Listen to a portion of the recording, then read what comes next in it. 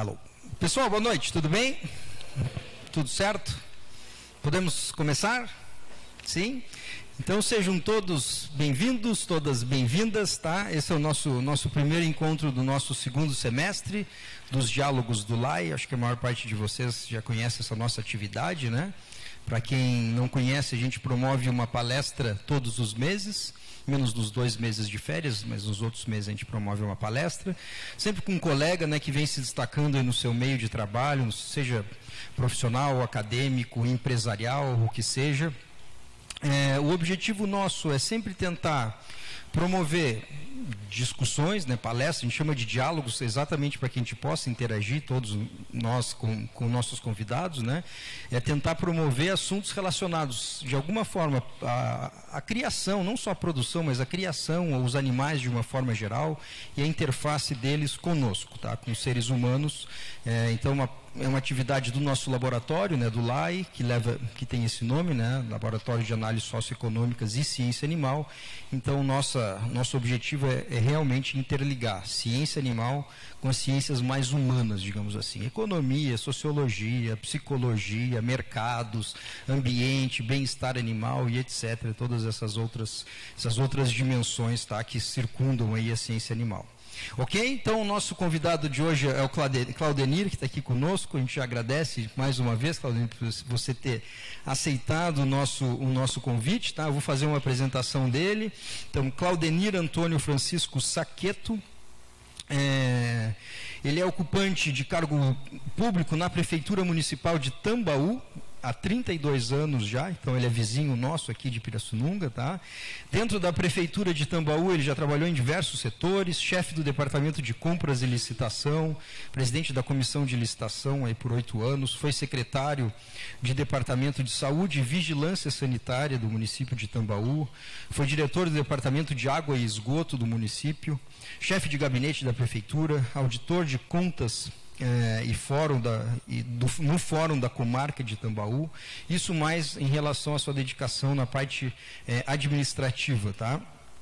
Na parte acadêmica, que ele desenvolve junto com a parte administrativa, ele foi professor de administração na Escola Técnica de Comércio em Tambaú, foi professor e coordenador da Faculdade de Casa Branca por 12 anos, atuou como coordenador de classe descentralizada de Tambaú por 8 anos, no Centro Paula Souza, que é conhecido de todos nós, e atualmente ele é professor no curso técnico de administração no Centro Paula Souza, isso já há 13 anos, e ele atua em Santa Cruz das Palmeiras, tá?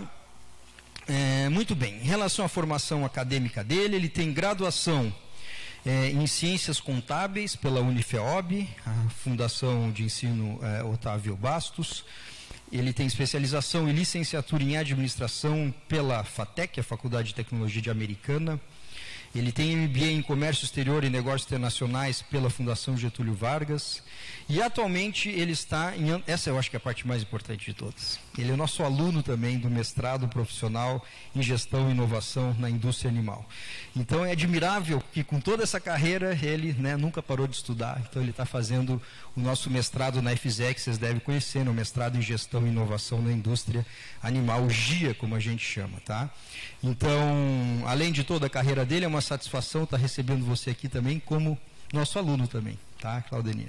E o tema da dissertação dele, né, como não poderia ser muito diferente disso, é colmeia para abelhas do gênero Apis mellifera, confeccionada com material reciclável. Enfim, é uma nova caixa de abelha que ele está desenvolvendo aí, tentando inovar, e de repente ele vai falar um pouquinho disso para vocês também. Ok? Bom, e na verdade você esqueceu uma coisa importante aqui, que ele é apicultor, né? Ele é apicultor, então ele é produtor também de abelhas. Ok? Então o tema que a gente conversou o que estamos fazendo com as nossas abelhas? Tá? Que é uma coisa que todos nós estamos acompanhando, né? Problema de redução aí do número de abelhas, enfim, ninguém sabe muito bem por que isso está acontecendo.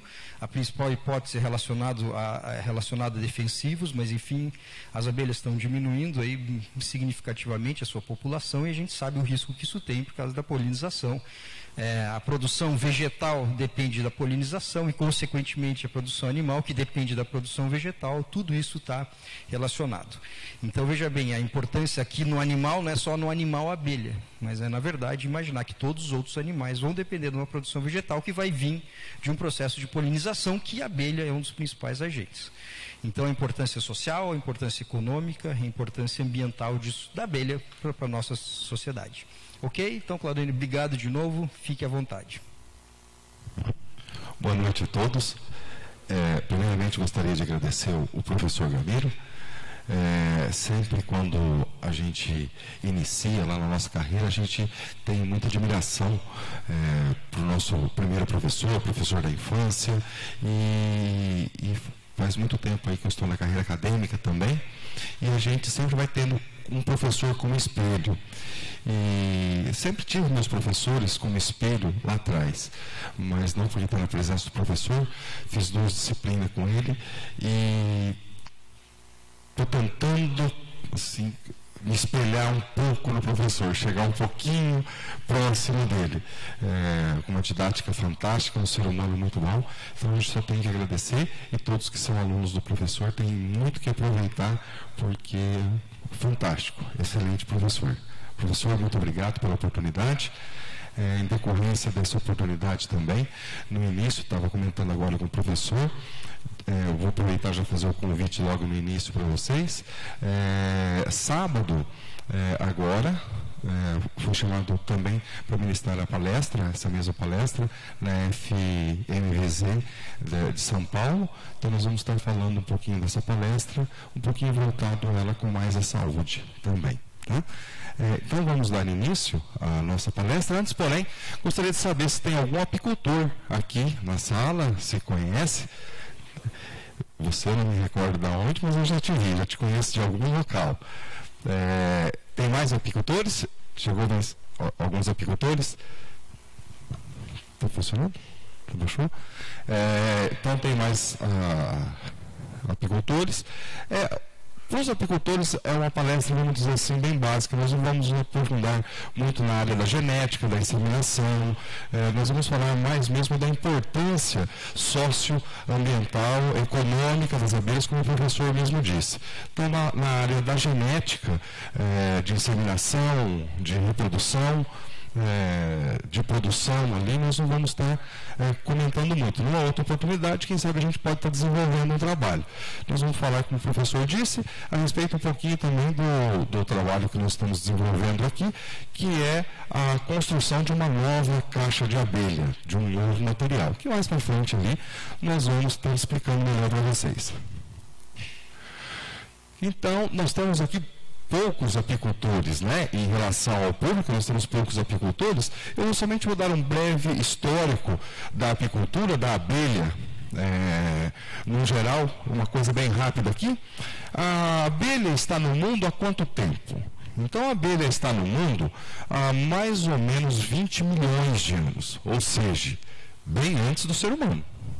Então, bem antes do ser humano, a abelha já estava aqui. Então, nós temos aqui um fóssil de uma abelha, mais ou menos datado com essa idade, e ela só foi voltar mesmo a ser conhecida, a ser divulgada, a ser ministrada do meio, trazendo ela próximo de casa, colocando ela em algum mecanismo para que se pudesse manusear. Já temos conhecimento no Egito. Também temos conhecimento que nós temos mel com 4.400 anos intacto, sem ter estragado ainda. Então acharam mel nas pirâmides do Egito, ele já cristalizado, mas intacto ainda. Então as abelhas estão na terra bem antes do ser humano começar a povoar ela. E nós temos aí mais ou menos em torno de 20 mil espécies de abelhas catalogadas. Então é muita abelha. Contando abelhas sem ferrão e contando todas as abelhas, todas as raças que tem no mundo, nós vamos ter aí em torno de 20 mil abelhas. Só que a abelha que nós conhecemos, a Apis mellifera, que nós conhecemos, ela foi introduzida no Brasil. Ela não é nativa nossa. Nós temos várias espécies aqui nativas de abelhas sem ferrão, mas a apis mellifera foi trazida. Ela foi trazida aqui em torno de 1839 pelo padre Antônio Carneiro, e quando ele veio para o Brasil, ele trouxe, mas nada assim, vamos dizer, de uma intenção profissional. Ele trouxe essas abelhas mais mesmo como um hobby, né? Depois que é a espécie apis mellifera, e depois muitos apicultores talvez já conheçam a história, em torno de 1956, a Secretaria da Agricultura do Estado de São Paulo pediu para um professor da Exalc, Dr. Kerr, que fosse e tentasse, pressionado pelos apicultores daquela época, porque em outros países a produção de mel era muito grande e a nossa era muito pequena, para que o professor Kerr fosse e pesquisasse a respeito de novas raças, novas qualidades, e ele foi então e trouxe outras raças, né, em especial a abelha africana, para que pudesse então estar desenvolvendo e melhorar, fazer um melhoramento genético, tirasse a partezinha ali da agressividade da abelha, que todos nós sabemos, e continuasse com a produtividade, porque ela era muito produtiva. E só que não deu muito certo essa tentativa. Ficou, na minha concepção, até melhor. A natureza se tratou disso.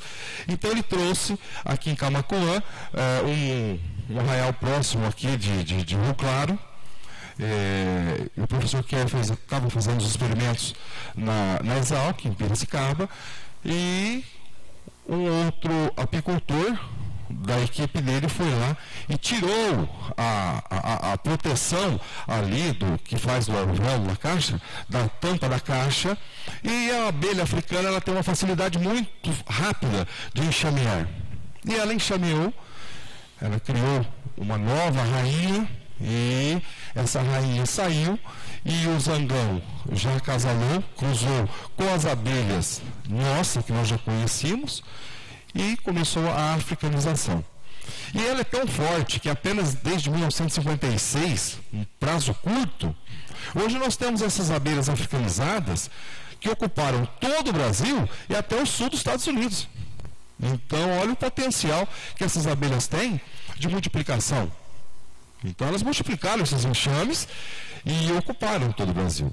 Nesse período, houve um período meio, vamos dizer, escuro da apicultura, que muitos pais dos mais jovens podem confirmar que na minha época eu tirava abelha com manga de camisa, tirava abelha sem camisa, porque as abelhas eram realmente mansas.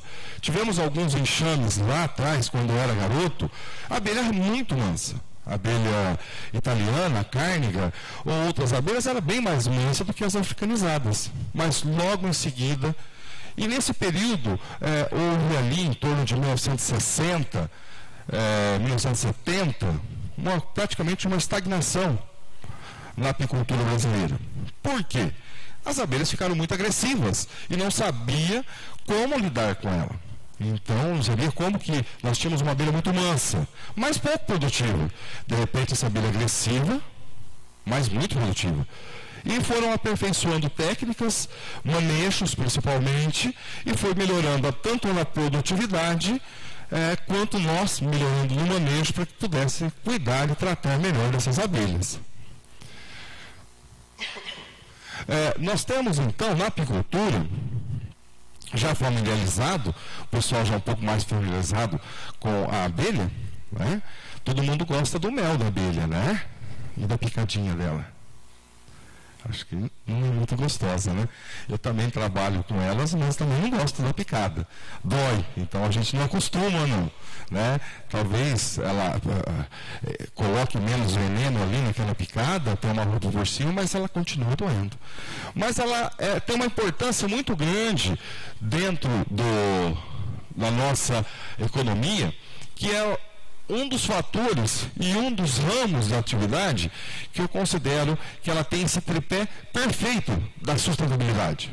Nós vemos muitas empresas com este jargão aqui, ó, empresa totalmente sustentável, mas apenas um nome, porque muitas vezes a empresa não é tão sustentável assim, né? a sustentabilidade dessa empresa, muitas vezes ela destrói o meio ambiente de alguma forma, ou ela só coloca o nome ali porque está bonito. Já a abelha, nós temos esse tripé, do tripé econômico, o ambiental e o social. E trazendo, então, dentro desse tripé, uma melhoria na qualidade de vida.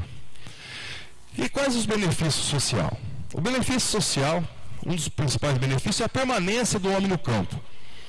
Então nós conseguimos fixar o homem no campo, desde que ele tenha condições de tirar o seu sustento, de conseguir um benefício no campo. Se ele não tem um benefício no campo, provavelmente, logicamente, ele vai vir para a cidade procurar emprego em outra ocupação. A ocupação da mão de obra familiar. Então, os pequenos apicultores, geralmente, não necessariamente necessita ser um sitiante para ter a apicultura, mas geralmente ele ocupa a mão de obra familiar ali para que ele possa estar trabalhando. A melhoria também na saúde dos apicultores na utilização de produtos apícola com o hábito alimentar. Então, é o própolis, é a geleia real, o pólen, o mel. Então, nós vamos ter, não só do apicultor, mas também da comunidade, uma melhoria. E a economia na aquisição de medicamentos. Se nós temos uma melhoria na saúde, logicamente, nós vamos ter uma melhoria e uma economia na aquisição de medicamentos. Então, o mel é um alimento, ele não é um medicamento, mas com muitas propriedades, tanto o mel quanto o própolis, com muitas propriedades antibióticas naturais, o própolis, e o mel com muitas propriedades também, vamos dizer que medicinais. Né? Como eu disse, ele não é tratado como um medicamento, mas sim como um alimento. E a criação de associações e cooperativas, que vai estar auxiliando dentro desse benefício social que a apicultura traz. Então, a criação de associações, de cooperativa, a união dos apicultores, isso é muito importante para uma comunidade. Então, a gente tem observado que em várias comunidades, principalmente no Nordeste e principalmente no Sul, nos dois extremos, né? Muitas associações de apicultores, muitas cooperativas de apicultores, e que numa situação não do sul, mas sim do norte, do nordeste, que muitas vezes uma dificuldade, às vezes com a chuva, uma dificuldade ali agrícola, e eles conseguem tirar o seu sustento e a sua melhoria de vida em cima da apicultura, tendo uma condição e uma melhora no seu meio social. O benefício para o meio ambiente. Então, nós falamos do benefício social e o benefício para o meio ambiente. Todos nós temos a noção e sabemos, né, que a polinização da abelha é essencial para a reprodução e manutenção da diversidade das plantas. Então, nós podemos falar aí que mais de 50% do alimento que nós temos em casa é com benefício da abelha. Se nós não tivéssemos abelhas, não teríamos a polinização, e um fruto que não é polinizado não vai ter o fruto, e se não tem a polinização das abelhas, não é somente a abelha que faz a polinização, nós temos até morcego que também faz a polinização em determinados tipos de plantas, mas a abelha é a grande favorita, tanto das plantas, né, e a grande operária que vai levar de flor em flor a polinização, que vai aumentar a quantidade de frutos. E isso daí precisa ser muito divulgado, principalmente pelos apicultores e toda a comunidade, porque ela aumenta a sua quantidade de frutos. Então, numa plantação de laranja, no laranjal, nós vamos ter aí em média até chegando a 20% a 30% de aumento na produtividade em decorrência da polinização. Se nós compararmos um laranjal ou uma determinada cultura que não tenha abelha nenhuma, a polinização também muitas vezes pode ser feita pelo vento, que carrega o pólen, mas nós vamos ter uma diminuição muito expressiva na sua produção. E isso muitas vezes serve até de incentivo a polinização. Por quê? No Brasil, nós tiramos o mel, que eu vou falar depois de cada um deles, o mel próprio, geleia real, o pólen. Nos Estados Unidos, uma das principais fontes, não é somente isso, uma das principais fontes é o aluguel das abelhas para a polinização. Então eles alugam as caixas das abelhas e levam para polinizar um determinado pomar. No Brasil, o apicultor geralmente tem que dar uma porcentagem de mel para o produtor. Nada mais justo, concordo. Mas só que em outros países, o apicultor recebe para estar levando as suas abelhas.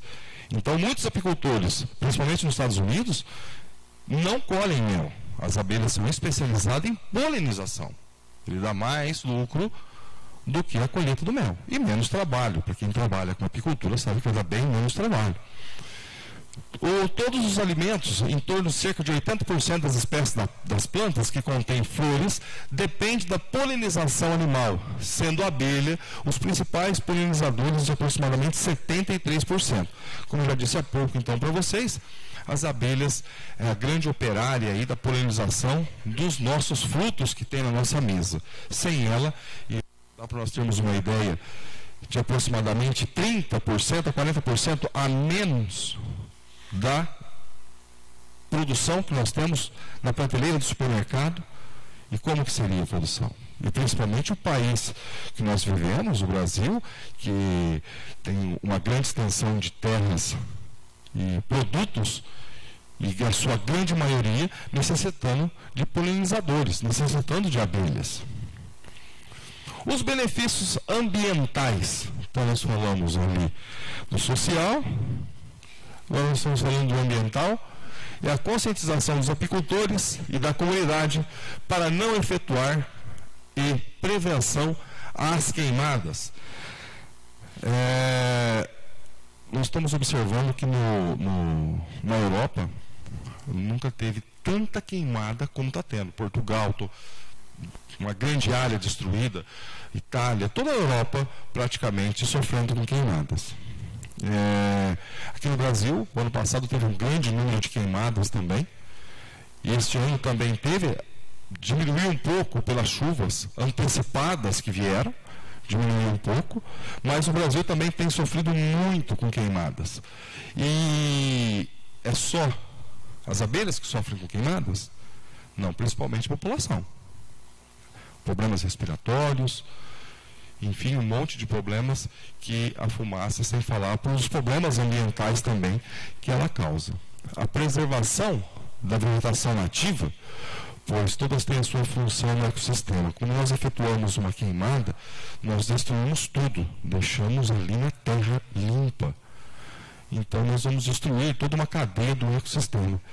Então nós vamos destruir tudo que tem na queimada. E muitas vezes nós observamos que a conscientização do ser humano ali, muitas vezes é ele que vai lá e põe fogo.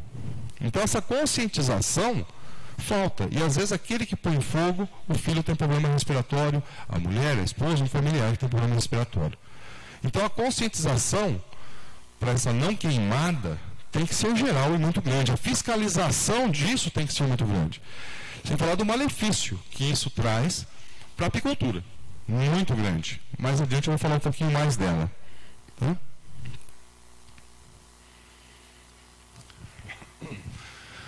Os benefícios econômicos. Conforme os resultados preliminares do IBGE, do ano passado, ainda não fechou, o Brasil possui 101 mil estabelecimentos agropecuários ligados com a apicultura. Então nós temos bastante estabelecimentos, 101 mil estabelecimentos ali ligados à apicultura. Nós temos aí em torno de 2.155.140 caixas de abelha, também um número expressivo. E uma produção de 31.149 toneladas de mel. Dá um pouquinho mais, na hora da entrevista ali, a gente sabe que se nós procurarmos em outras fontes ali, daqui a pouco eu vou passar um vídeo para vocês também, que vai falar que nós temos aí em torno de 41 mil toneladas de mel. Então acredito que esse dado ele como é preliminar ainda os resultados, acredito que ele deva subir ainda na quantidade.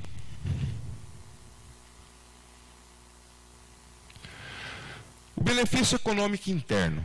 Total de produtores sem área, 76 mil. Então, produtor de mel, apicultor, sem área própria, nós temos aí em torno de 76 mil apicultores. E nós temos aí uma geração de mão de obra direta ou indireta.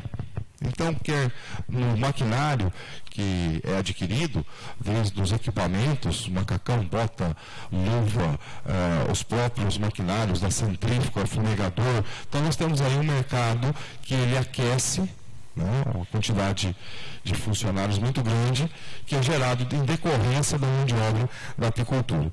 E também a mão de obra direta dos apicultores, que acabam contratando pessoas para estar auxiliando, de apicultores maiores que têm ali os seus funcionários, que vão estar efetuando a apicultura para eles. E a melhoria na condição de vida do apicultor. Então, esse poder econômico também, ele se reverte na melhoria da condição de vida do apicultor, porque é uma atividade, na sua grande maioria das vezes, trabalhando com o manejo correto, uma atividade lucrativa, que vai trazer uma melhoria considerável ali na vida do apicultor, dependendo do momento e a forma que se é vendido este mel, da forma que ele coloca um valor agregado nesse produto. Nós podemos observar que a produção de mel no Brasil, ela vem crescendo de 95, nós temos os dados da Abimel, de 95 até 2015. Então, olha a produção aqui, praticamente dobrou. Nós temos um período de 2011 aqui com uma produção muito boa que teve. Nós tivemos aqui um período muito bom em matéria financeira em 2008, 2007, nós tivemos aqui a intervenção do mel da China. Então a China é um dos maiores produtores de mel do mundo. Então, quando a China teve a sua intervenção do seu produto, do seu mel, no caso, aqui os apicultores tiveram uma lucratividade maior, aonde que nós podemos observar que de 87 aqui, nós tivemos sucessivamente, tirando esses 2 anos, mas mesmo assim eles se igualam com 2007, 33, 34 mil toneladas aqui, e nós tivemos uma queda. 2016 e 2017, nós vamos chegar aqui em 41, parecido com 2011 mil toneladas. Então nós temos aqui uma ascensão na apicultura, na quantidade de mel extraído no Brasil. O Brasil, ele ocupa apenas o singelo 8º lugar. Apenas. Por que apenas? Quem que ocupa o primeiro? China. Olha quem está em segundo. Argentina. Então nós temos clima: Nova Zelândia, Alemanha, México, Vietnã, Espanha e Brasil. O nosso clima é mais favorável para a apicultura do que todos esses. E aqui nós temos, graças ao Dr. Kerr, uma abelha africanizada muito resistente a muitas doenças que tem nesses países que no Brasil não tem. Então, temos problema com traça, temos problema com outras doenças no Brasil, mas eles sofrem com mais problemas de doença do que nós.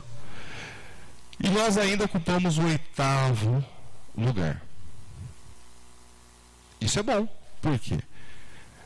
Olha a quantidade que nós temos para crescer, para nós chegarmos em primeiro.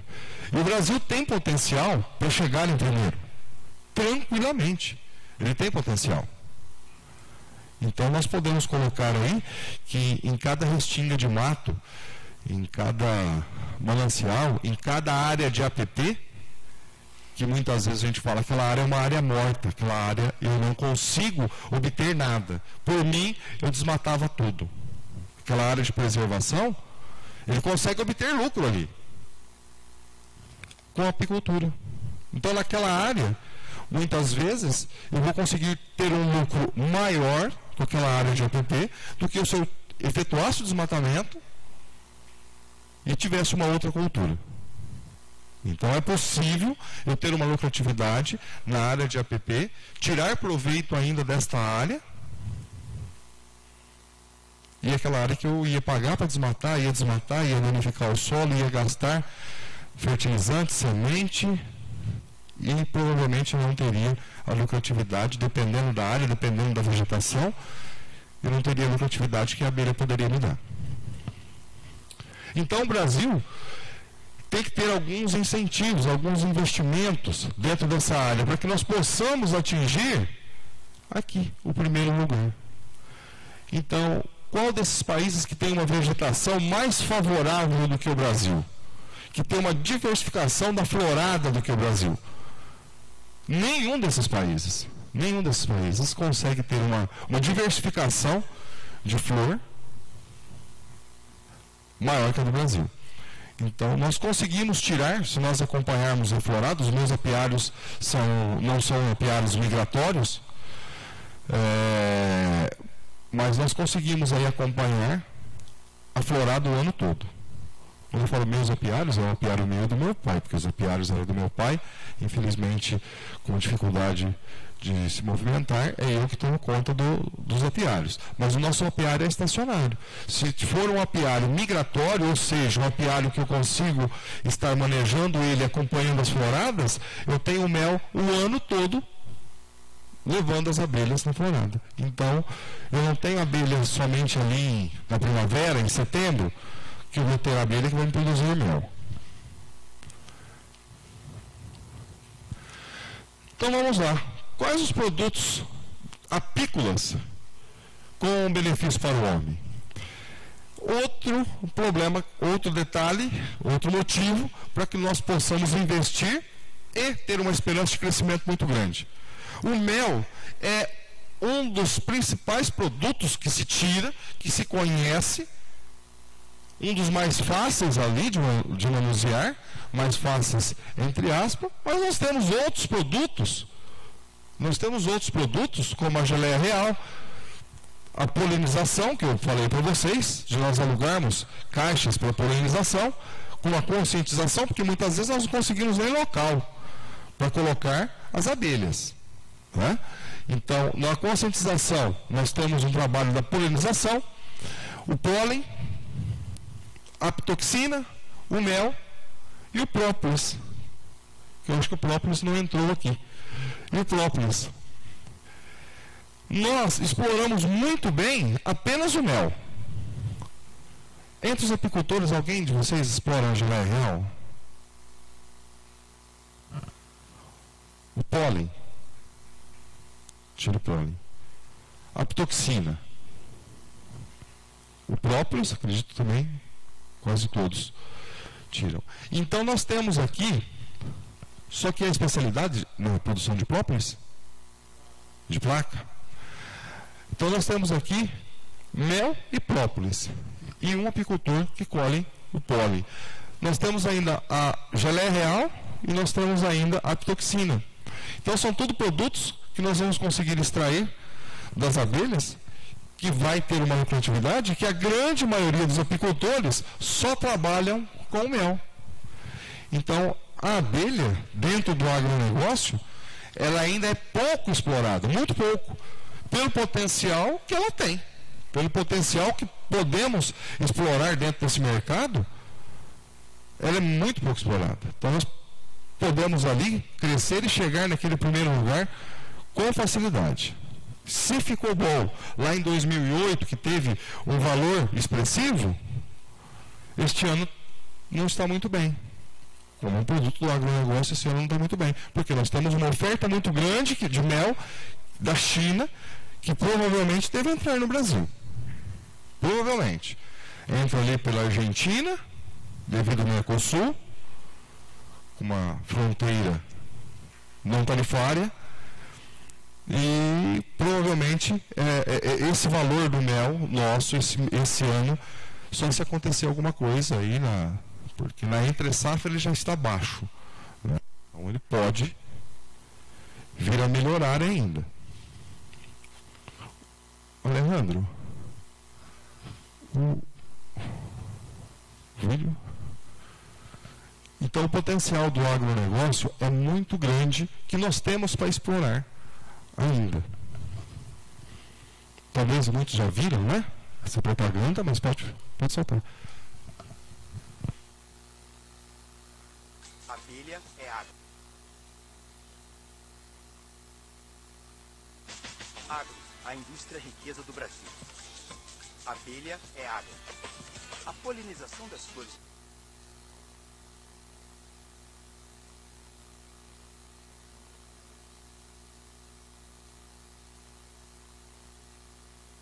pelas abelhas gera grande parte dos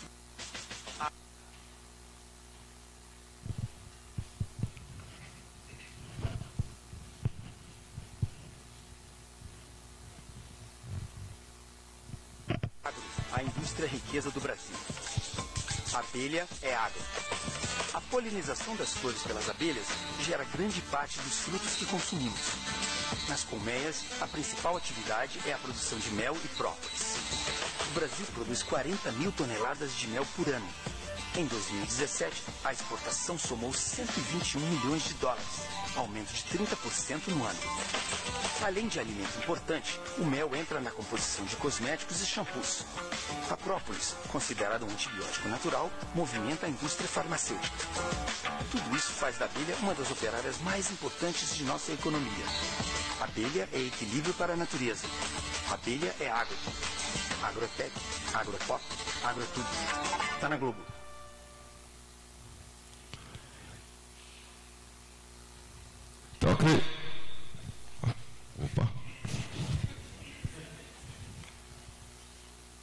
Então eu acredito que a apicultura aí, ela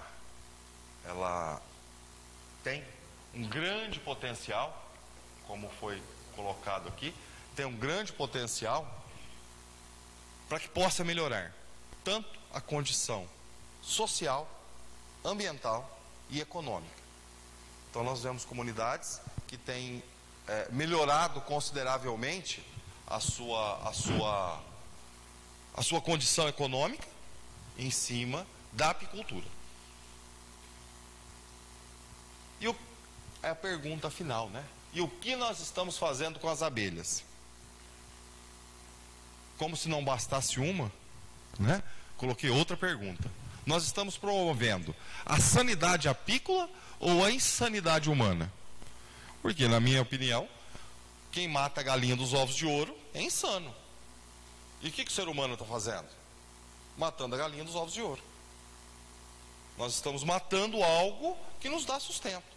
Então nós temos aqui, em comparação à quantidade da população do Brasil, nós temos aqui a quantidade um grupo muito pequeno que se preocupa em preservação da natureza, e se preocupa, o apicultor, ele é naturalmente um responsável pela preservação da natureza, e nós temos um grupo muito pequeno de apicultores em relação à quantidade da população brasileira, que está preocupado com a apicultura. Então, quando nós destruímos o enxame de abelha, quando nós colocamos veneno para matar o enxame de abelha, quando nós colocamos fogo para matar o enxame de abelha, quando fazemos uso incorreto de alguns tipos de agrotóxicos, então, na minha opinião, nós estamos provocando a insanidade humana, porque nós não vamos matar algo que está nos dando lucro. Então alguém sai matando aí, mesmo que se for uma vaca que esteja no terreno de outra pessoa, ou sai matando algum outro animal que escapou. Não, porque esse animal tem dono, esse animal ele tem ali o seu valor, todos os animais têm o seu valor, mas ninguém vai sair matando. E por que as abelhas, muitas vezes nós colocamos ali um potinho de veneno, que é isso daí a gente vê aos montes, para que possa acabar com aquele enxame, para que possa acabar com aquele apiário. Então, isso eu acredito que já é um pouco da insanidade humana, que é o que nós estamos promovendo. E o que nós estamos fazendo com elas? Nós temos, sim, muitas pessoas interessadas, nós temos, sim, muitas faculdades desenvolvendo pesquisas em cima. Domingo agora, até teve uma pesquisa a respeito de abelhas, que passou no Globo Rural. Importante, algo que os apicultores tinham conhecimento, a ciência vem e fortalece, porque os apicultores podem ter certeza, mas nós não temos um cunho científico que fortalece aquilo ali para nós. Então hoje nós temos ali como brigar, tem aqui uma pesquisa científica que dá credibilidade àquilo que nós pensávamos, aquilo que nós tínhamos certeza, mas nós não tínhamos o cunho acadêmico. Então são forças maiores que as faculdades vêm direcionando com suas pesquisas para que nós possamos utilizar delas e brigar por esse espaço. Os inimigos naturais das abelhas. Então nós temos ali, quem que é contra as abelhas, né? Então, será que tem poucas coisas, vamos dizer assim, não pessoas, né, que é contra as abelhas? Olha a quantidade. Então, apenas que afetam as crias. Como eu disse, algumas dessas doenças aqui, uma grande maioria tem no Brasil, mas alguma delas da Europa. Então nós temos aí a cria pútrida europeia, a pútrida americana, a cria ensacada e a cria giz.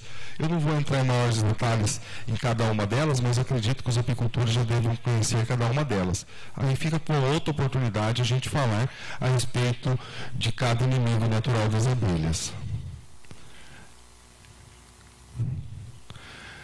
As doenças que afetam as abelhas adultas, então aquilo é somente a cria, então aquilo é só os bebezinhos da abelha que são afetados, e aqui nós vamos ter essas doenças, traça, que é uma das mais conhecidas nossa aqui, a cariose, a varroa destructor, ela não é tão prejudicial nossa aqui, porque as nossas abelhas, como eu disse, graças ao Dr. Kerr, as nossas abelhas, elas ficaram muito resistentes a essas doenças com a africanização. Então, um dos benefícios da africanização foi essa resistência das abelhas. Então, nós perdemos bastante enxame? Perdemos, por vários outros motivos.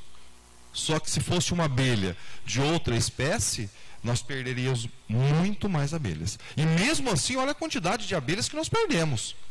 É muito grande a quantidade de abelhas que nós perdemos.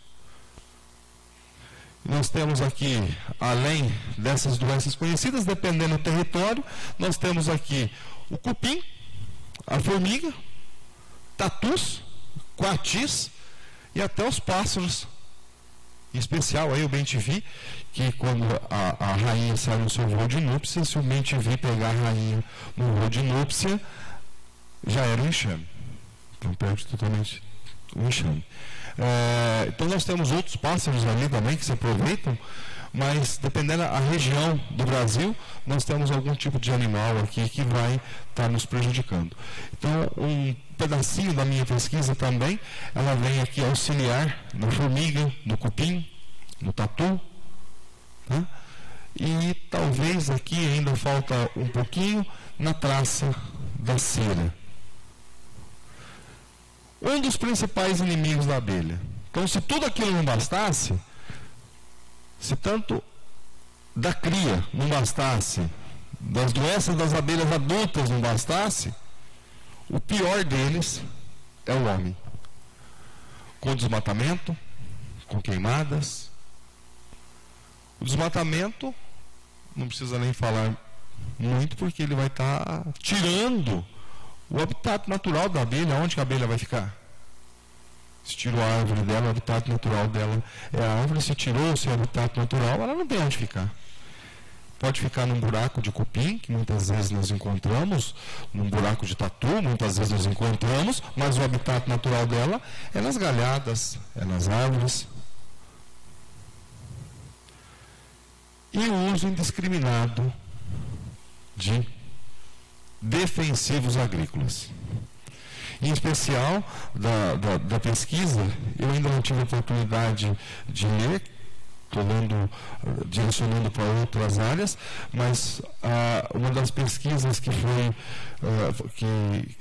passado no Globo Rural foi em cima dos defensivos agrícolas. Como que uma abelhinha, daquele tamanho que vocês conhecem, consegue suportar um jato de veneno como esse? Como que ela consegue suportar um jato de veneno como esse? Nós podemos observar que aqui no fundo, em especial essa foto, foi tirada do Google, nós temos árvores, rios, olha o tamanho, rios, deve ser alguma represa. Aqui no fundo nós vamos observar árvores que provavelmente têm abelha. E provavelmente esses venenos vão atingir, porque quando nós passamos tanto com o trator, olha a distância que ele pega, e quando nós passamos com o avião, quantos metros esse veneno, esse agrotóxico é levado? Veneno não, agrotóxico. Esses dias eu estava conversando com um agrônomo e ele me chamou a atenção. Ele não é veneno, ele é um agrotóxico. Defensivo. Muito obrigado, professor. Defensivo. Né? Mas o problema está no defensivo. Se o defensivo for ministrado na sua quantidade correta, na sua grande maioria, ele não prejudica a abelha. Na sua grande maioria. Mas, muitas vezes, o que nós observamos, principalmente os apicultores que estão diretamente no campo, o que nós conseguimos observar é que muitas vezes não tem esse controle. Então vai lá, vai colocar um determinado tipo, não vou citar nenhum nome aqui, mas um determinado tipo de defensivo e vai no olhômetro, né? É na quantidade do galão ali. Então marca mais ou menos e joga. Ele não está ministrado na quantidade correta. Isso daí causa um prejuízo muito grande para a apicultura, para o solo, para o meio ambiente em geral. Então, ele não sendo ministrado na sua quantidade correta, o que nós vamos ter aqui? Um problema muito grande, principalmente para a apicultura, porque é impossível uma abelhinha sobreviver com a quantidade de defensivo que é jogado no olhinho dela, que é depositado nas asinhas dela, e quando ela volta para casa, um dos tipos de comunicações dela, de vários, ela se toca, ela anda uma por cima da outra, ela se toca, e de repente 3, 4 abelhas ali infectadas, acaba com o enxame todo. Dependendo do tipo do defensivo, a quantidade, muitas vezes nós não conseguimos aproveitar nem a caixa. Já aconteceu isso com algum de vocês? Com vontade, por favor. Não seria só... Eu acredito, pela experiência que eu tenho, que eu sou aqui de Santa Cruz, eu estou sofrendo com esse problema de mortandade de abelha desde 2004. Não consigo mais trabalhar com elas. E nós tivemos um dos problemas, não com quantidade de veneno, mas pelo mau uso. Ainda foi pela Corporação do Corpo de Bombeiro, que quando foi feito aquele serviço na torre da igreja da nossa cidade, me matou 127 colmeias, com alguns frasquinhos de aerosol de SBP, o princípio ativo pirazol. É o mesmo que tem no regente. Então, a má informação do uso do veneno causa milhares de mortandades de abelha. Todas em volta vão pilhar, né? Todas as demais vão buscar aquele mel que sobrou. E às vezes está contaminado com veneno e mata todas as abelhas que estão próximas. É 3 quilômetros que uma abelha voa, né, para buscar alimento. Tem até o laudo. Alô. Né?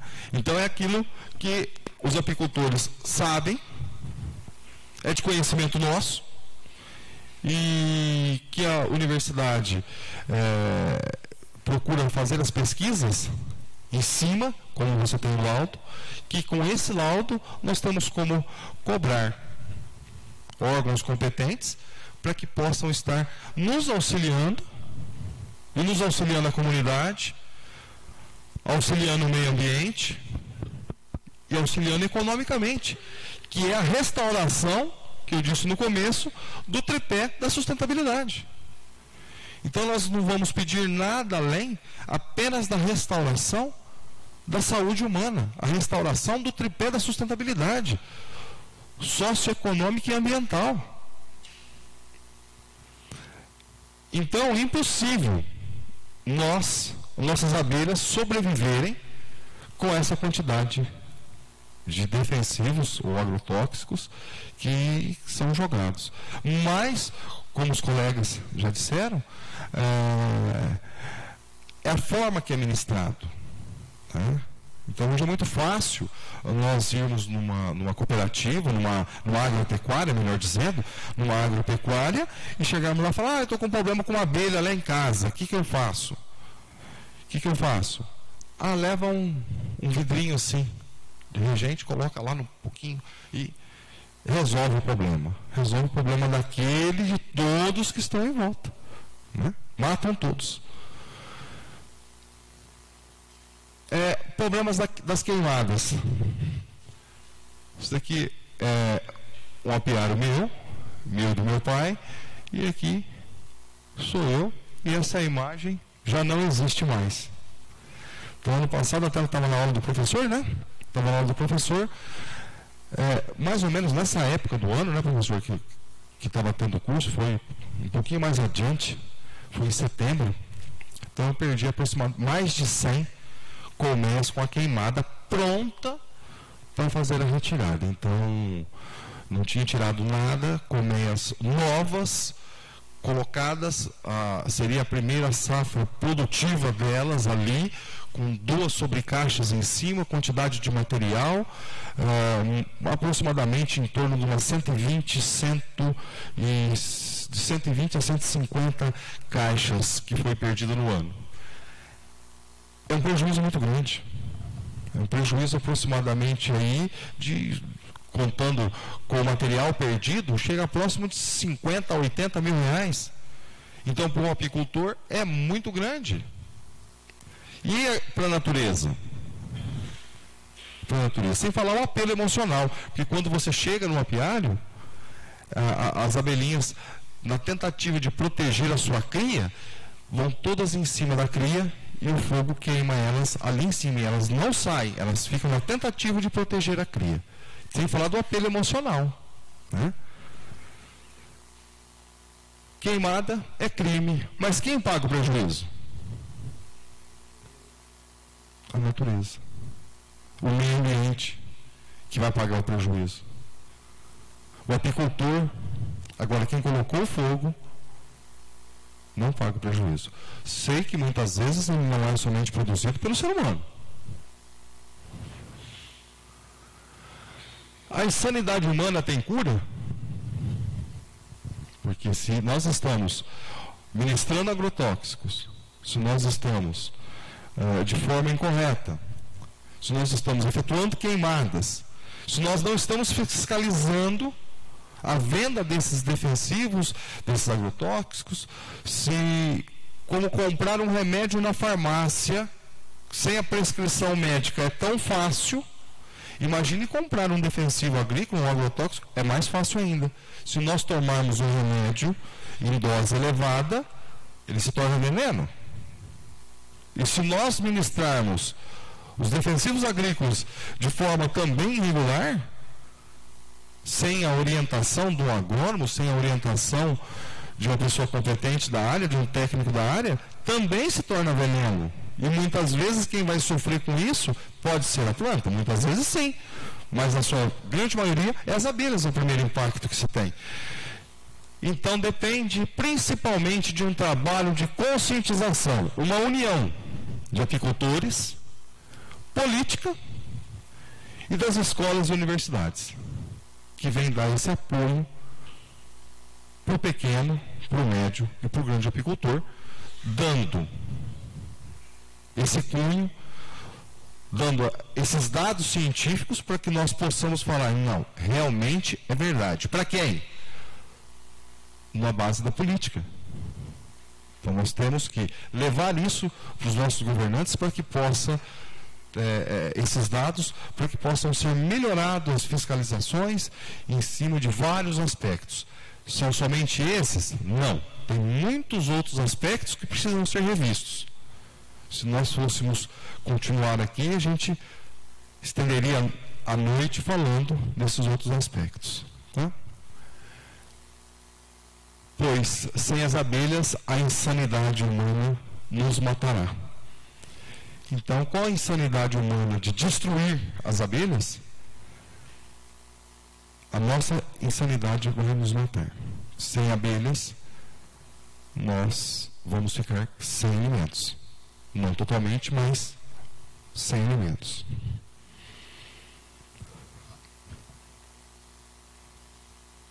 Bibliografia utilizada foi essa, e nós vamos abrir espaços agora para as perguntas.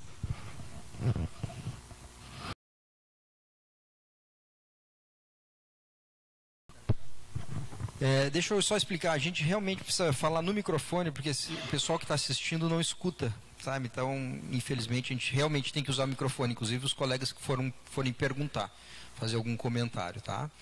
Então, a palavra está livre. Quem gostaria de fazer uma primeira intercessão, por favor, levantem o braço, a gente vai fazendo uma fila aí e vai falando. Dona Suelen, você entende de abelha também, Suelen?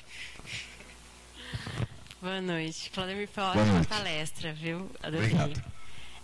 Só uma observação que você estava comentando, e eu vou fazer uma pergunta também, sobre a questão dos pesticidas. Hoje no MAPA, no Ministério da Agricultura, existe um portal que você consegue verificar, chama Agrofit. Ele consegue, você coloca a cultura lá e existe os pesticidas autorizados, né, pelo Ministério para se colocar nas culturas, seja ela milho, soja, enfim, trigo, enfim. O que a gente pode observar hoje, né, no meu ramo, a gente encaminha os nossos grãos para estar analisando, e o que a gente está percebendo é que já estão utilizando pesticidas que não estão autorizados. Então, além da quantidade que está se colocando realmente a mais, em algumas culturas estão utilizando pesticidas com composição química não autorizada. Então, pode ser realmente uma questão que pode estar mais afetando a cultura, né? A cultura das abelhas. E outra questão, aí a minha pergunta, a apitoxina, isso? Ela é utilizada em quê? Em algum ramo econômico, ou algum ramo de trabalho? Ou o que ela é, assim? É uma curiosidade minha. A apitoxina, como eu disse, eu não expliquei todos os produtos das abelhas. A apitoxina é um veneno das abelhas. Então, assim como se extrai o veneno da cobra e se faz o soro, a apitoxina se extrai o veneno da abelha e também faz o soro para quem é alérgico a picadas, né? Para problemas de artrose, problemas de reumatismo, cosméticos. Então, ela atinge uma gama muito grande aí de produtos que podem ser fabricados com ela. Só para esclarecer, não sei se todos conhecem, para entender o que a Suelen falou, a Suelen trabalha numa empresa de ração para pet, tá? Então eles dependem de compra, principalmente de sorgo, né? Sorgo, milho, vários outros produtos. Então vejo que o mercado de ração para pet já começa a sentir os efeitos do uso indiscriminado ou uso incorreto de defensivos agrícolas. Casualmente, hoje, há poucos minutos, eu li uma notícia que é exatamente nesse sentido. Vocês devem estar acompanhando um pouco o problema que o glifosato está tendo, né? De proibição do glifosato.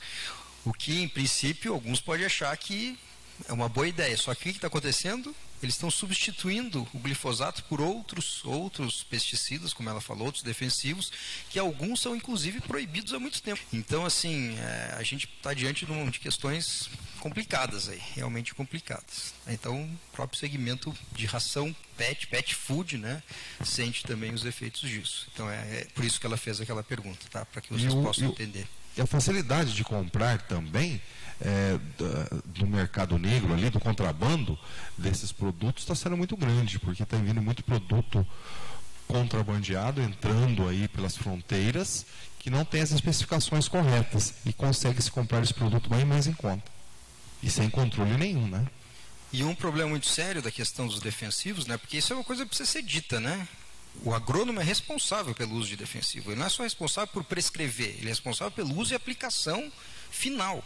Então, o maior problema dos defensivos não é nem a recomendação em si, mas é o uso de fato que se faz, a forma muitas vezes equivocada de usar. Então, mas o agrônomo ele precisaria ser responsável por todo o processo, até a aplicação final, ou seja, garantir que a aplicação final foi bem aplicada, né? E isso muitas vezes, infelizmente, não acontece. Então, é uma classe aí que, inclusive eu sou engenheiro agrônomo, tá? Mas é uma classe que precisa se envolver mais com isso, não dá mais para tirar a sua responsabilidade. E eu não sei se todos sabem isso, todo defensivo químico precisa de uma prescrição que só um agrônomo ou um técnico agrícola pode dar. Mas ele tem que acompanhar todo o processo, até a aplicação final, ou seja, garantir que ele vai ser aplicado na cultura certa, da forma correta. Então, isso talvez não esteja sendo verificado aí. Algumas aplicações que os agrônomos têm tido algumas reuniões, eu não participei de nenhuma delas, eles estão aconselhando a tirar a abelha do local onde que eles vão aplicar. E eu não faço isso, que eu acho, sim, um absurdo. Como que eu mudo ali 400, 500 caixas de um local para o outro? Eu vou colocar onde essas caixas? Nós vamos aplicar o veneno. Aonde que eu vou pôr essas caixas? Depois você retorna com ela. Então quer dizer que daqui 15 dias vai aplicar outra novamente, eu tiro 500 caixas. Então não é como trocar uma roupa, você fazer o transporte no apiário. É muito complicado. Na quantidade, você trocar. Mesma coisa nós pegarmos, eu vou fazer aplicação de veneno nessa terra aqui, de defensivo agrícola nessa terra, e nós vamos tirar 5.000 bois. Vamos transferir para outro local. Aonde que eu vou colocar esses bois? Aonde que... A logística do transporte da abelha também é muito complicada. Então, essa mudança, eu vou tira as abelhas que eu vou passar o defensivo. Eu acho um pouco inviável. Não participei de nenhuma dessas reuniões, mas eu acho um pouco inviável. Muito bem. Oi? Deixa eu... E as nativas? Exatamente. Mas o mau uso não está só assim na pulverização. Nós estamos tendo problema com gado de leite. Nós estamos tendo problema em granja, que está faltando alimento proteico, elas vão na granja, na ração, na mistura feita nos hormônios para engordar frango, está indo no coxo por causa da glicose, da cana, sacarose, e os proprietários descobriram essa fórmula do regente, uma bomba costal faz o serviço. Uma bomba costal de regente, nós podemos falar aí que vai bem ministrada, 1.000 caixas brincando. Então mata as nossas que está racional nas caixas e mata as nativas. Né? A gente tivemos problema também na época do calor com os melipônios. Sim. O serviço que foi feito do fumacê da dengue. Fumacê da dengue. Mata os melipônios. Olha a insanidade humana. Então isso ninguém foi feito um estudo pensado na abelha ou o que pode causar o que estão usando. Primeiro faz o estrago, depois tenta ver o que faz. Exatamente, olha a insanidade humana. Então nós vamos matar a vaca para acabar com o carrapato. Colega, mas talvez seria mais. A minha pergunta talvez seria mais para a universidade. Em termos de apicultor, o Marcelo já teve essa dificuldade também, após mortandade de abelhas dele, de conseguir um laudo técnico desse veneno, desse agrotóxico que teria causado a morte dessa abelha. Eu pergunto, a universidade teria condições, né, de laboratório para a gente pudesse ter acesso, trazer amostras para que nós pudéssemos ter conhecimento e com isso, de repente, formalizar uma denúncia, né, para que ele pudesse ser ressarcido do prejuízo? A resposta é que eu não sei, exatamente. Mas é uma coisa que a gente pode ir, eu me comprometo a ver isso, porque quando você estava falando ali dos danos, a primeira coisa que eu pensei foi isso. Quem que se responsabiliza por isso? Entendeu? Como é que você responsabiliza alguém? Você perdeu lá 100 caixas e perdeu um acidente? Não, isso aí tem que ter algum responsável, né? Sim.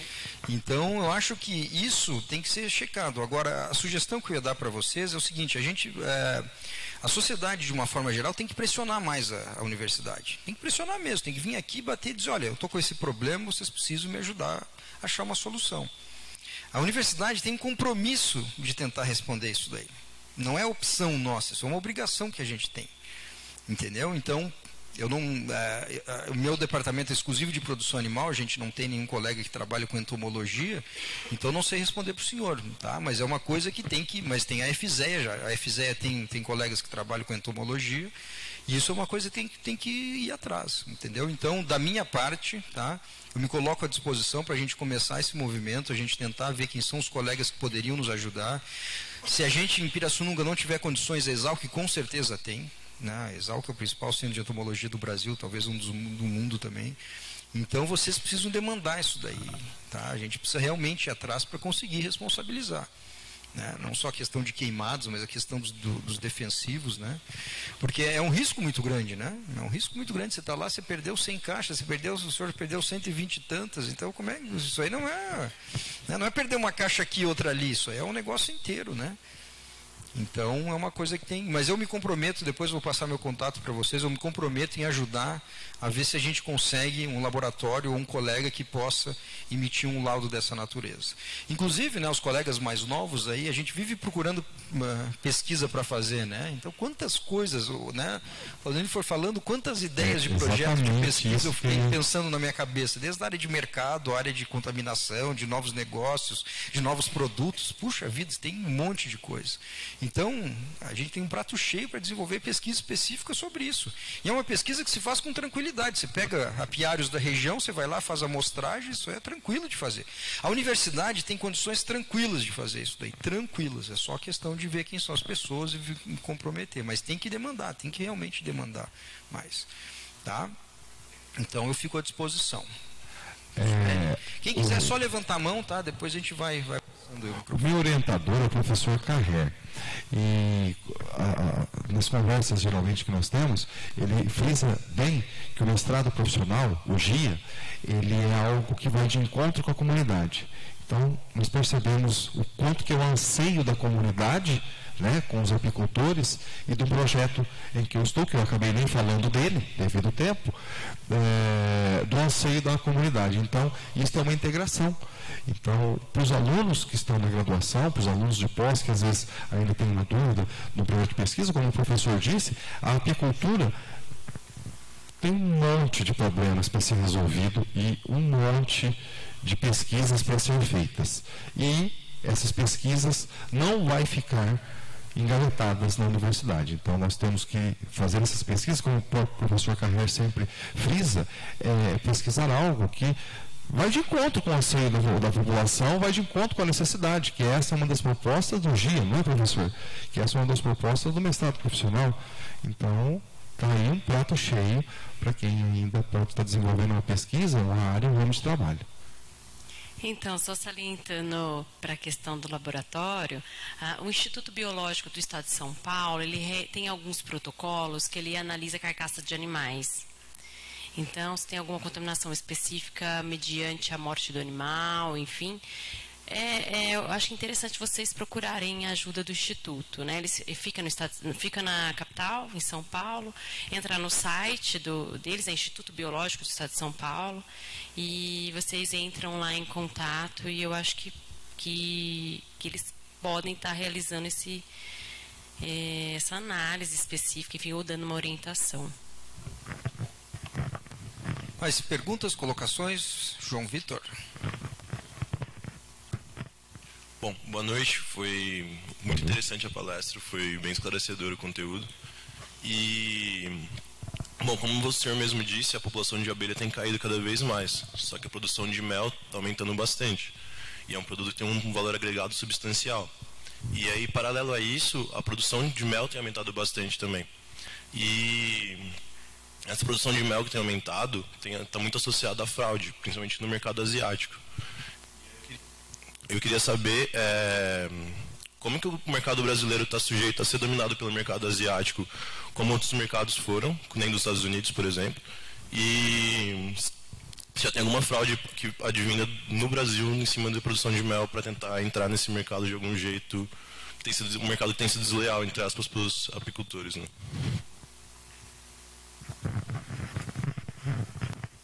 Como? Sim, está gravando.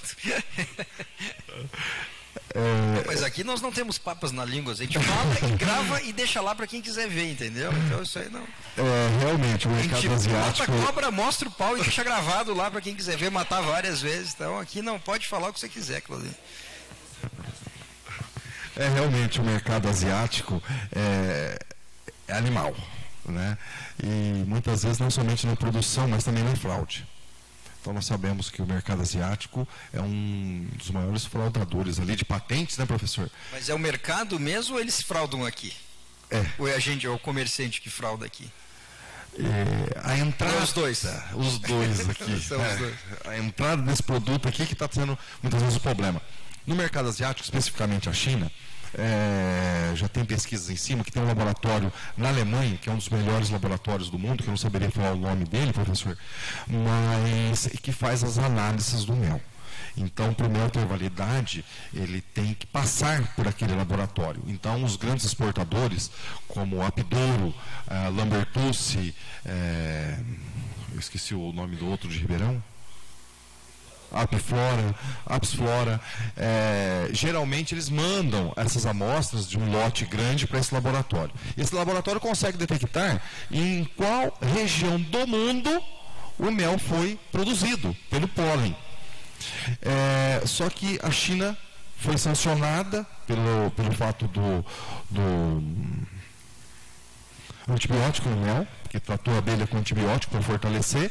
Ele foi sancionado lá em 2008, se não me engano, em 2007, ele foi sancionado. Só que agora eles conseguiram fazer um xarope de arroz que associa ao mel. E o laboratório não conseguiu detectar ainda esse xarope de arroz. Então esse xarope de arroz é muito barato, ele é mel. O laboratório não conseguiu dissociar o mel do xarope de arroz.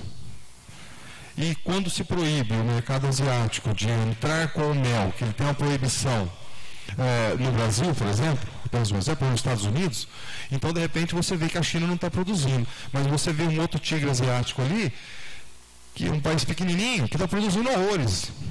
Mas não é o que ele está produzindo. O produto da China entra por ali e ele, com um bloco econômico ali, tem ligação com outro bloco econômico e eles vão fazer a negociação, como eu disse em palavras meias obscuras aqui, né?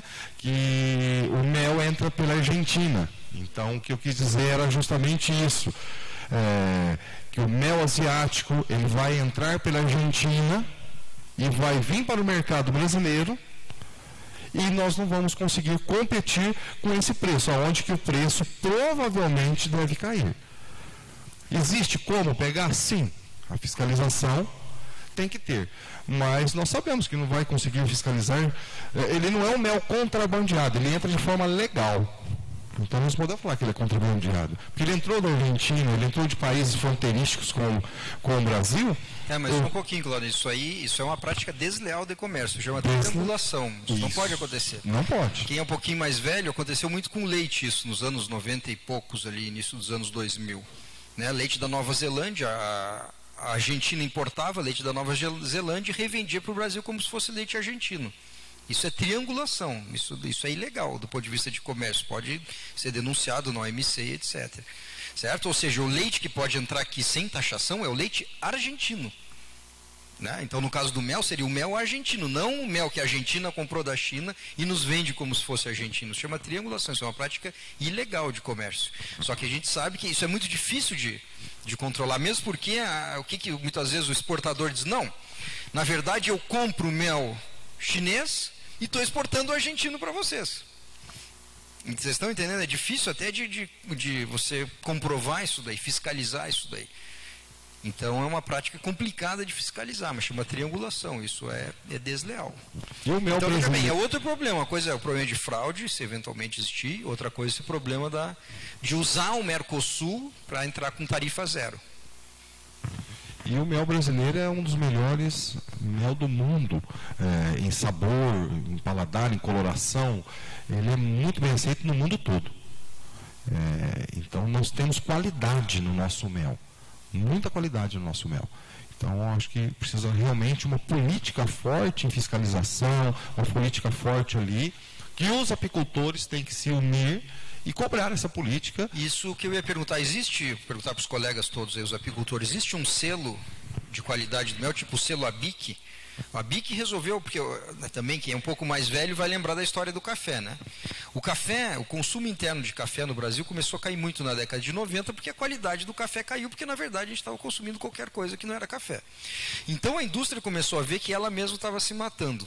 Eles criaram o selo de pureza ABIC, que todo mundo acho que conhece, é o selo da associação deles, que tendo aquele selo garante que aquilo ali é só café. E funcionou muito bem, tanto que o mercado interno de café vem crescendo e continua crescendo. A minha pergunta é, existe algum selo institucional para mel que garanta esse mel é realmente só mel?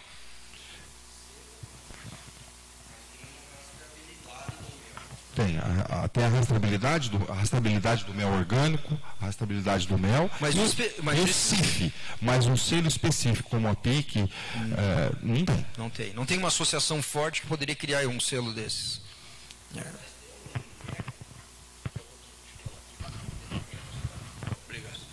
Mas nós temos um mérito devido à mortandade de abelha. Os apicultores se aperfeiçoaram em fazer um melhoramento genético, que as abelhas nossas, que a média nossa era de 15 a 16 a 17 quilos, tem colmeias já produzindo 75 quilos ano. Então teve um aumento da produção de mel devido a esse fato da mortandade de abelha e o melhoramento genético na preocupação dos apicultores. Até acabando de responder a pergunta dele, porque está morrendo a abelha, mas aumentou a quantidade de mel? Sim, está morrendo a abelha. Mas o apicultor conseguiu ali triplicar, devido ao manejo, devido à melhoração genética delas, ele conseguiu triplicar aí a produção de mel.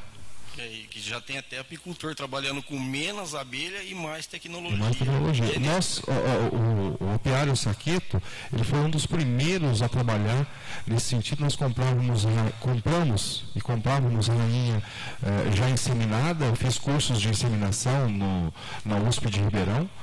E nós trabalhávamos muito com abelhas inseminadas. Isso começo da década de 90. Então nós já trabalhávamos com as abelhas inseminadas. Assim que chegou o aparelho que começou a fazer a inseminação, nós somos a primeira turma que começou a fazer essa técnica. E deu um resultado fantástico. Sim, tem o senhor Paulo de Chico de São Carlos, ele é um inseminador de abelha, fornece matrizes muito boas, que as filhas saem geneticamente muito produtivas. Sai muito produtiva. Eu produzo rainhas das filhas das abelhas deles também. Uhum. Então, aí aumenta muito a produção. Aumenta muito. É outra área para pesquisa também, professor. Eu acho que agora eu queria fazer uma pergunta para os alunos, principalmente da FZEA. O que vocês trabalham com apicultura dentro da FZEA? Quem que quer responder essa? Lembrando que fica gravado. Não, porque a gente tem aqui uma faculdade que tem um curso de zootecnia, né? Engenharia de biossistemas, veterinária, engenharia de alimentos, ou seja, os quatro têm relação, podem ter relação, né? Então a pergunta é essa, vocês têm disciplinas de apicultura? Tem demanda, os alunos têm interesse? É disciplina optativa? É obrigatória? Obrigatória, ok. Porque é o que a gente viu, é um mercado, né, um setor muito grande, né? Um setor muito grande, assim, que tem um potencial muito grande aí. Ninguém quer responder essa? Eu acho interessante porque eu sou do Mato Grosso do Sul. E na minha faculdade não é obrigatório e não tem nem optativa dessa matéria. Então aqui a gente vê que é uma área tão grande que podia ser tão bem explorada pela própria faculdade e tem muitas faculdades que não tem. Então, eu queria muito poder ter essa matéria na minha faculdade, eu estou terminando, e eu achei interessante porque eu faço estágio com o pessoal que é daqui, e eles falaram que tem a matéria, e eu falei, nossa, não tenho, e eu queria aprender, porque eu gosto muito dessa área. Mais algum comentário a esse respeito? Ou podemos passar para outro assunto?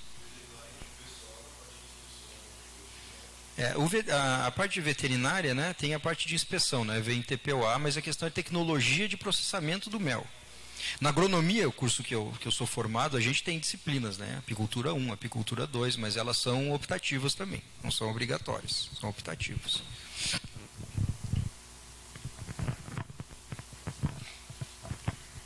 Na minha faculdade, além da gente ter a parte sanitária, não é bem abordado, mas dá um start para os alunos. Então, na matéria de defesa sanitária, após a gente ver toda suínos, aves, bovinos, a gente tem um momento do semestre específico para abelhas.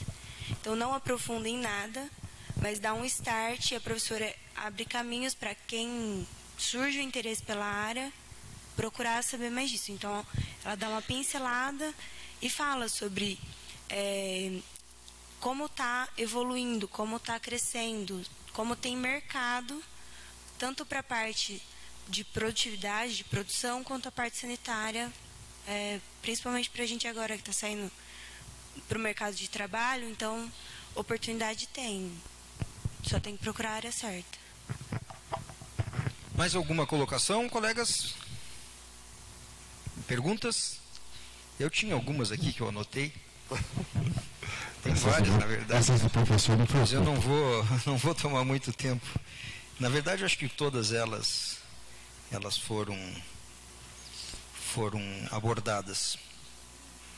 Não, a pergunta que eu tinha, eu acho que ficou claro na fala sua, na fala dos colegas apicultores, mas a pergunta objetiva que eu tinha era se realmente vocês estão sentindo a queda, o aumento da mortalidade das abelhas. Se realmente vocês veem, né, o senhor deu um exemplo prático, mas sim, é fato isso, você sente isso mesmo, é coisa que a gente vê na mídia, assim. Então eu queria que vocês falassem um pouco disso, assim, se realmente essa mortalidade a gente está vendo e quais são as hipóteses que vocês veem para que isso esteja acontecendo. E por que eu estou perguntando isso agora? Porque todo mundo está acompanhando a discussão da mudança da lei dos defensivos, né? Então, eu acho que é o momento ideal para a gente falar sobre isso. Independente se é a favor ou contra, não é o caso, mas para a gente ouvir um pouco mais quem está lá no dia a dia, que é o caso de vocês, né? Então, se vocês puderem falar um pouco disso, do impacto, você também, Claudine, é claro, né? Falar sobre um pouco do impacto, a questão do uso de defensivos na atividade de vocês. Não sei se você quer começar, passa para a galera. Na minha opinião, o colapso das abelhas, né? Ele não se dá, na minha opinião, sem nenhum estudo da prática realmente, professor, mas ele se dá de vários fatores, ele não é um fator único, ele não é somente o fator agrotóxico, ele não é somente o fator desmatamento, não é só o fator clima, que não foi citado aqui ainda, não é só o fator clima, são uma sequência de fatores que em cada local específico ele vai pegar de alguma forma, ou do clima, ou da falta de chuva, ou do excesso de chuva, ou do desmatamento, ou da queimada. Então, eu acho que o colapso das abelhas ele se dá de várias formas. Então, eu vou falar por mim pelo que eu passo no meu município. O meu município era muito produtivo, tanto na área de mel silvestre como de mel da flor da laranja. A gente só não tinha eucalipto.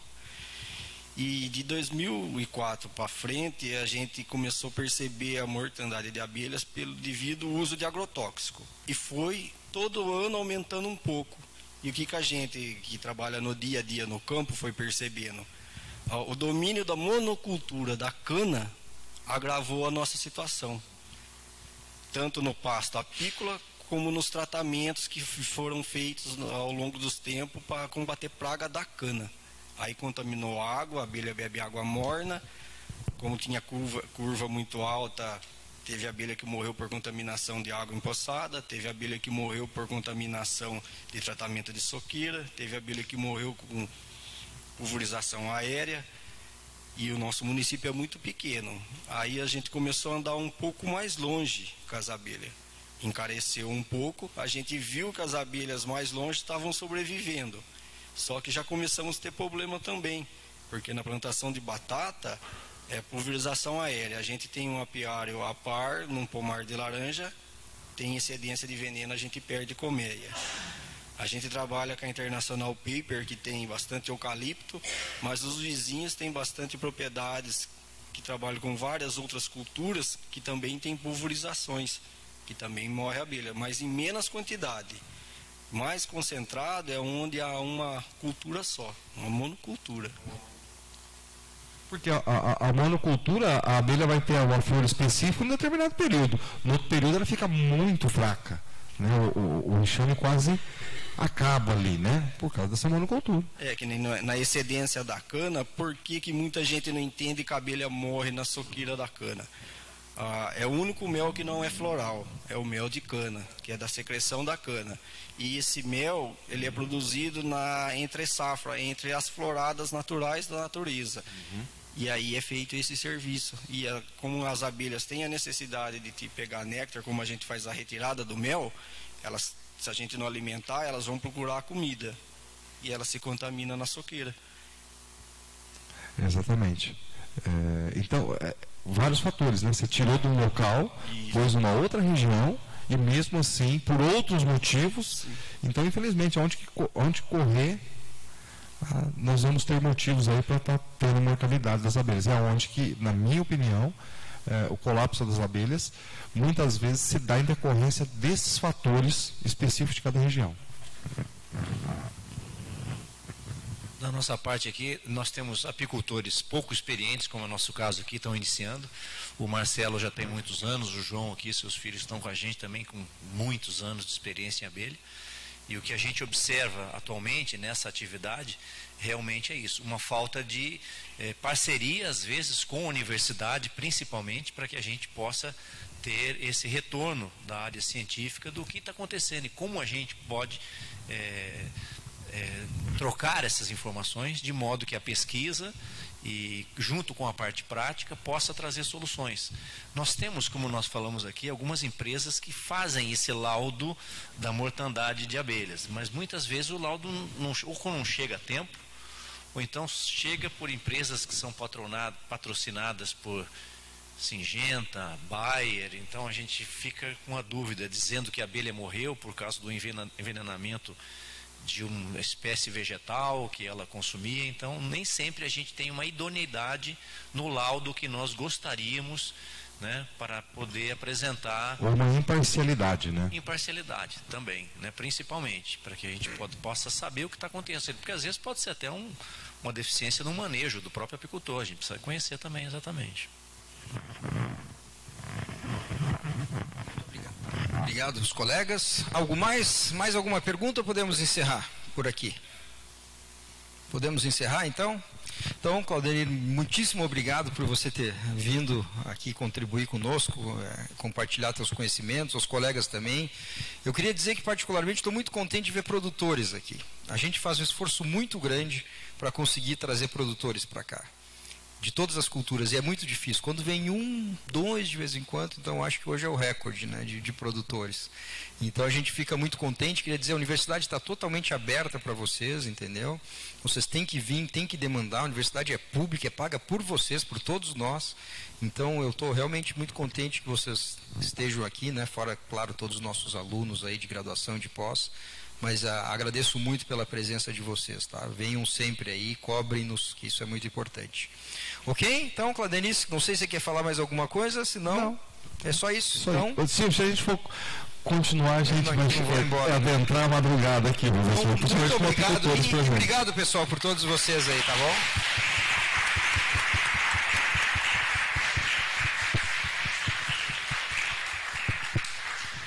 A gente costuma tirar uma foto aqui na frente, agora eu estou falando assim, porque até isso eles falaram, né, que eu obrigo a tirarem a foto, então a gente costuma tirar uma foto. Quem quiser tirar uma foto aqui conosco, certo?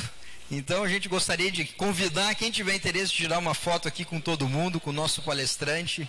Então, quem não for tirar venham para cá, por favor. Quem não for tirar a foto, o Alejandro vai anotar o nome. Antes a gente fechava a porta, não deixava ninguém sair, agora a gente está mais democrático um pouco. Venham aqui, por favor. Obrigadíssimo, meu amigo. Excelente.